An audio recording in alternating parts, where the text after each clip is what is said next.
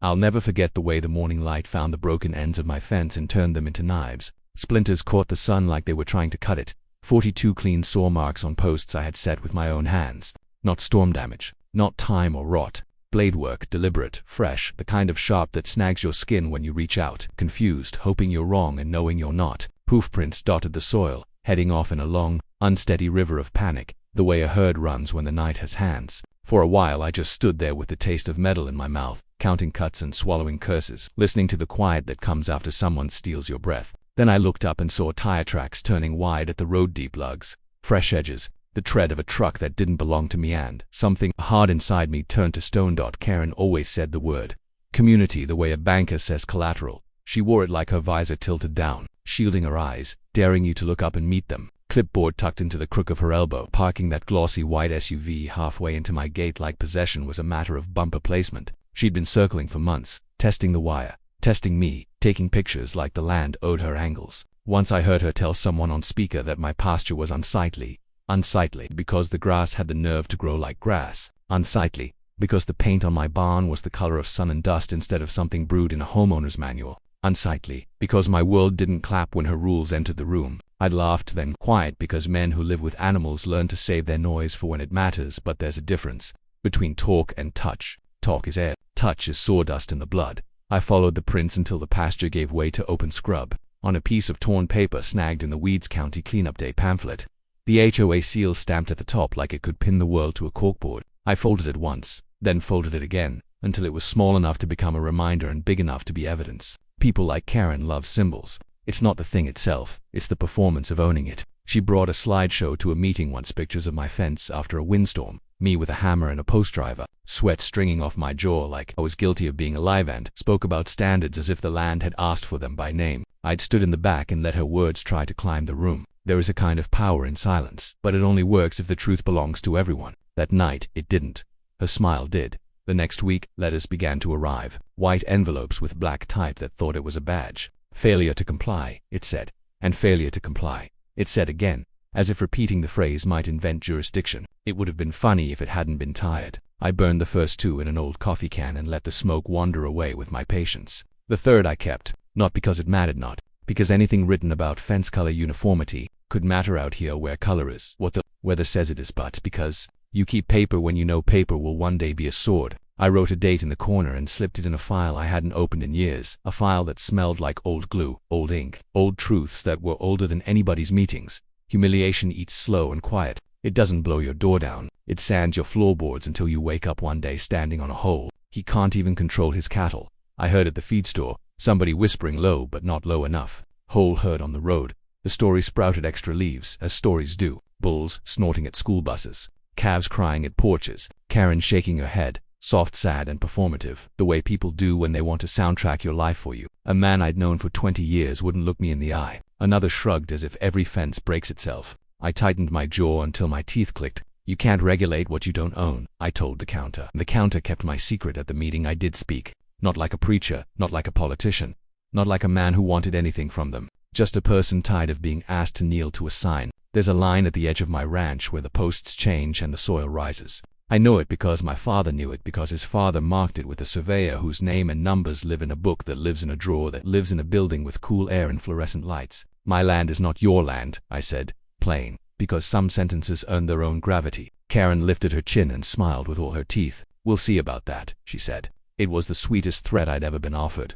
That night I sat on the top board of the corral and watched 200 bison breathe fog into the dark. People talk about cattle like they're shadows you can stack. And maybe that's true for some, but bison are something else. They have old eyes. You can feel the oldness in your chest when they move together, like thunder is trying to remember which direction to go. They are not pets and not props. They are force, not anger. When force is harnessed, it becomes work. When force is disrespected, it becomes law, in a language people don't like to read. I counted heads by habit, not because I'd let revenge make me blind. I thought about gates and hinges and timing. I thought about responsibility. If what I did hurt anyone, the story would stop being a story and turn into a scar that couldn't be told. That mattered. But then I thought of 42 cuts drawn by a blade that wasn't mine, of a woman who turned people into confetti so her applause would look full, and my breath came back in a straight line.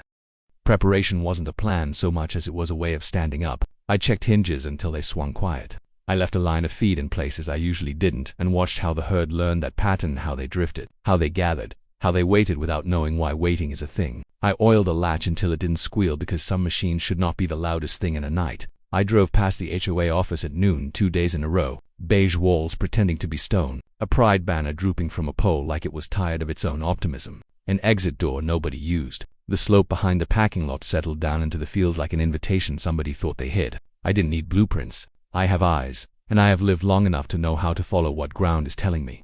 The sheriff came by once more, hat in his hands, eyes like the edges of lakes when a wind picks up. "Folks are heated," he said, which is lawman for the obvious. He looked at my fence lines and at the posts stacked by the barn and at the file folder I'd put in the window where the noon sun hits it hard. "You got your paperwork in order?"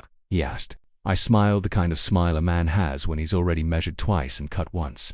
Book 14, page 233, parcel 0-8-1-6-A, I said, and watched relief flash across his face like a fish.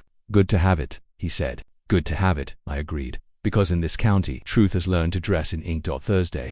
The evening leaned into orange the way August does when it knows it's owed one last show. I sat on the porch and sipped coffee that hadn't been hot for an hour and watched a herd loaf along the fence line I'd set to mouth to the gate. Beyond them, down past the swell of the ground, the HOA office lights blinked awake, a rectangle of fluorescent certainty in a world that doesn't care for squares. One car, then 3, then a dozen, doors thudding the same way people clap when they're not sure what they're applauding. Laughter carried on the thin tinny way laughter does when it's wearing heels. I put my cup down slow. I tucked the pamphlet I'd found in my pocket because if a symbol wants to be seen, it deserves a front row seat. "You brought bylaws," I whispered into the wind. "I brought proof." Then I stepped off my porch and walked. There is a moment between sound and impact where a thing becomes a fact. The latch clicked. The gate swung. 200 hearts decided in the same heartbeat to be in the same place, and the ground wrote the rest. The herd didn't pour out like chaos. It moved like choir. The first line trotted, then cantered. The third line watched and matched. The dust lifted and made a halo in the last light like the air wanted to be holy for once. Down the slope, over the edge of asphalt that thought paint could define it. Across the clean lines of a parking lot that believed in itself. Headlights flicked on by reflex and then turned off by fear. The first hooves hit the curb with the kind of sound that tells a building to remember it is only a suggestion. Inside the glass, Karen held a microphone like it had asked to be saved. A slideshow glowed big behind her. A photo of my fence broken by wind 6 months ago like it had been taken 5 minutes earlier. A close-up of a mud-blown post cradled in a hand anyone could decide was neglect. People's heads turned at once, an organism of gossip trying to find its eyes. Someone screamed and broke the spell. Chairs toppled like a card trick going wrong. Karen dropped the mic. Her rhinestone headband glinted like it wanted to be a crown, then slid sideways like it wanted to be a lesson. The herd fanned through the shrubs that hemmed the walkway, branches whistling as if the leaves had been waiting for a reason to sing. A bull snorted at a glass door and the door remembered the equation for breaking. The crack knifed out in 3 clean lines as straight as fence cuts in the morning. I did not walk into the chaos. I stood at the edge of the lot with my hands in my pockets and watched the thing that always happens when order meets force without respect. People crouched and crawled and scurried, which is to say they remembered they were fragile. No one got trampled. The herd made more noise than contact. If you've lived with them long enough, you can feel when their wildness is a dress, not a mood. It lasted less time than the retelling will. 10 minutes, maybe less. Enough for hedges to forget their shape, for a banner to snap like it was tired of carrying a lie, for the office to learn how cheaply its walls had been bought. Enough for Karen to climb onto a chair and point at me like I had shown my teeth. And for the herd to answer her with thunder that does not need a language. "Clipboards don't stop hooves," I said under my breath. And the wind carried it wherever wind carries things that echo better when they're not bragged. When it was over, the herd eddied the way a river finds its old bed. They made a circle and then a line and then a memory. Back up the slope, through the gate I had opened and did not yet close, into the pasture where the grass forgave them for the drama. A man in a blue tie crawled out through a broken window and stared at his hands like he'd never seen them without a pen. Another helped him to his feet because people look after each other best when the show is over and the lights hurt your eyes. Karen stood in the middle of what had once been her floor plan and clutched the snapped metal spine of her clipboard, as if it were a rib she could return to her chest. I could have spoken. I could have called something a lesson. But lessons don't stick when they're labeled. They stick when they're lived. I tipped my hat instead. She saw the gesture and shook with a rage that had nowhere decent left to sit. By morning the news had teeth. A truck from Channel 7 angled to catch the light through shattered glass, so the dust glittered for the viewers eating eggs at their kitchen counters. A reporter asked Karen about jurisdiction. He said the word softly. "But in a town like ours it booms," she stammered. Someone off-camera, one of their camera guys, maybe asked if the HOA had any authority beyond the subdivision plat map. Another voice wondered aloud about the rumor that somebody had cut my fence. Karen reached for the story the way a person reaches for a railing in the dark and found it wasn't where she left it. This man endangered lives, she said. But the microphone didn't agree with her as much as it used to. Behind her, a neighbor who used to nod at her pool parties shook his head and didn't look away. When the camera found him, I didn't make a speech. I didn't hold a press conference. I fixed fence. I swept splinters into a bucket whose bottom had known heavier things. I led a sore-footed cow out of a low ditch where she'd slept and told her my apology in a language made of palm and patience. At the feed store, old man Jenkins chewed, swallowed, and said to nobody in particular, "Those cut marks on those posts were from a fine-tooth blade, not wind or rot. He knows wood like I know weather." A woman who waters her violets every morning said she'd seen an HOA truck parked at the edge of my road late, with the dome light on and paper moving inside. A kid with a skateboard said he'd heard someone laughing about teaching that rancher a lesson. Stories are soft, but when you stack enough of them, they stand up. 2 days later, the sheriff returned. He had the look of a man who has decided that his next conversation will be honest enough to make him unpopular. "Karen wants charges," he said, "but the district attorney wants to keep their lunch down." He handed me a copy of a report with the county header sharp across the top and an incident number typed with the tenderness of a machine. "Fence tampering confirmed," the report said, plain as rain. "No injuries," it added, and my stomach unclenched a knot I had not admitted I carried. "You keep that deed handy," the sheriff said. And I told him I'd put it where I put my keys at night. What broke the HOA wasn't the hooves. It was the bill. Karen called an emergency assessment to cover repairs and replacement of items that should have had better warranties if she wanted to brag about their quality. Letters went out with words like urgent and responsibility and community good typed so hard the ink looked mad. People opened those envelopes at tables where their mortgages shook hands with the month's groceries. They did their own math. At the next meeting, less gala, more courtroom without a judge. The room didn't arrange itself the way Karen liked. Voices rose, but they weren't singing her song. "Why should we pay for your war?" a man in a faded ball cap asked, and everybody heard the pronouns. "You dragged him into this," a woman said, and her finger jabbed the air on the downbeat. Karen said safety, and the room said enough. And the way those two words collided made the sound that keeps echoing whenever you open a window to let stale air out. I didn't wait for the county to finish the investigation before I took my leather folder out of the safe where it had slept since my father's funeral. The strap creaked like a porch swing. Inside, survey maps hand-labeled in a script that looks like maps wished they could still wear. Deeds with stamps, the color of old cherries. A transfer of a sliver of land nobody had looked at since the day it was signed. Book 14, page 2, parcel 0. I traced the lines with a fingertip because sometimes touch confirms what ink declares. The acre where the HOA office squatted like a toad. Not common property, not public. An island my great-grandfather kept because the stream crossed in a cottonwood once leaned and made shade for a horse he liked better than some people. They built their headquarters on borrowed ground and never paid rent because they never thought to ask whose house it was to the clerk's office. The woman behind the glass smiled when I slid the papers to her like a bartender serving a drink that finally remembers the name of the person who ordered it. She checked the book. She checked the page. She matched the parcel to the parcel map pinned on the wall that had faded. On one side where the sun lays its hands in the afternoon, her stamp thunked into the paper with a sound older than microphones. "Says you're the owner," she said, steady, like truth didn't need an exclamation point. "Has for over a century." I thanked her, not for the stamp, but for the steadiness. If you've ever lived in a place where people try to outtalk the ground, you learn to love clarity the way plants love water.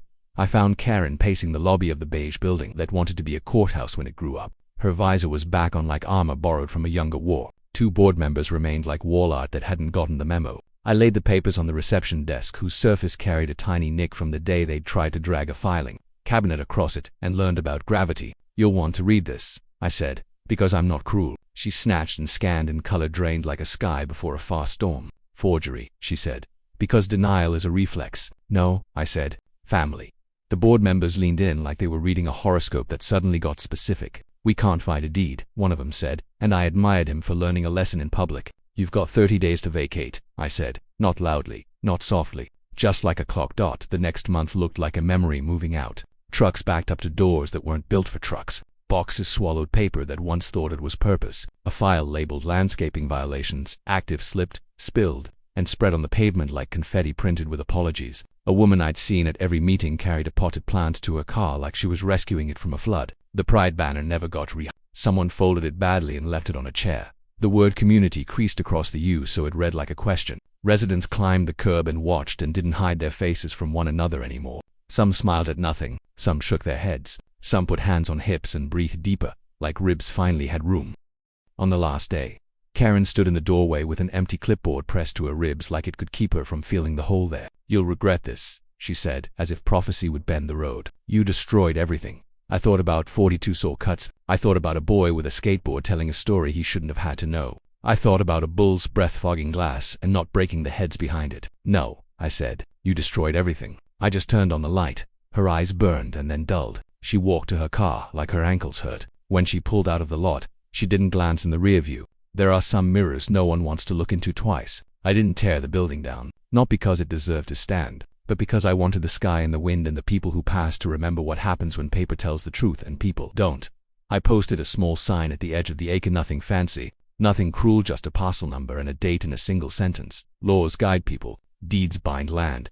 The sheriff drove by on his way to somewhere else and tipped his hat. The clerk at the county office told me later that 3 folks came in asking how to read their plats and then left with copies. They held like umbrellas.